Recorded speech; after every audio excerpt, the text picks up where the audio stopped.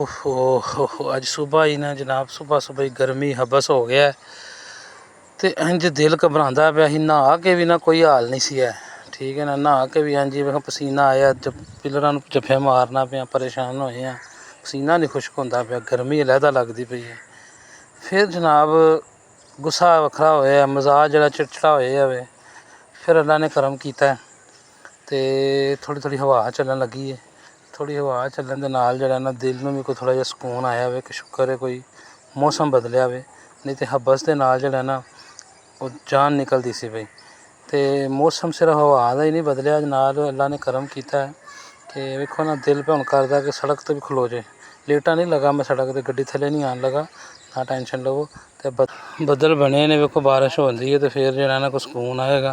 फिर जो पसीना पसीना आंदा ना पिया कोई ये भी नहीं आएगा ना, तो फिर माहौल जरा ऐसा ना लो हाँ जी बारिश आ गई जे तो दिल खुश हो गया।